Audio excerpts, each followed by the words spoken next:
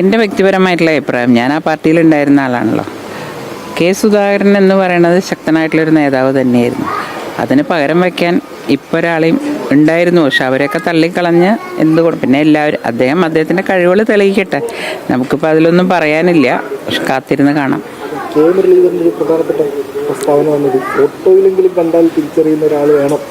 അല്ല, അത് ശരിയാ അദ്ദേഹം പറഞ്ഞ. കാരണം എന്നോട് തന്നെ മലബാറിലുള്ള കുറേ ആളുകൾ വിളിച്ചു ചോദിച്ചു, ഇതാരാ ആ ചേച്ചി ഇങ്ങനെ കണ്ടിട്ടില്ലല്ലോ ഞങ്ങളെന്ന്. ഞാൻ പറഞ്ഞില്ല, ആ ഭാഗത്ത് ചോദിച്ചാൽ അറിയാം, ഞങ്ങളവിടെ പോയി ചോദിച്ചാൽ മതി എന്ന് പറഞ്ഞു. അപ്പോൾ അത്രയും അറിയാത്തൊരാൾ വരുന്നതിനെ പറ്റി പറഞ്ഞത് വളരെ ശരിയാണെന്ന് എനിക്ക് തോന്നി. അത് എനിക്ക് അനുഭവമാണ്, എന്നോട് തന്നെ ചോദിച്ചിട്ടുണ്ട് ആൾക്കാർ. ബി ജെ പിക്ക് അല്ലെങ്കിലും സുഖമായിട്ട് മുന്നോട്ട് പോകാൻ വലിയ ബുദ്ധിമുട്ടൊന്നുമില്ല കാരണം ഇവരുടെ എങ്ങോട്ടൊക്കെയാണ് പോണതെന്ന് എനിക്കറിയാം. ഇതിൽ കഴിവ് എല്ലാവർക്കും കഴിവ് ഇല്ല എന്ന് ഞാൻ പറയുന്നില്ല. അതിൽ 1-2 പേര് കഴിവുള്ളവരുണ്ടാവാം. പക്ഷേ ഇവർ തമ്മിലൊരു യോജിപ്പ് വേണ്ടേ?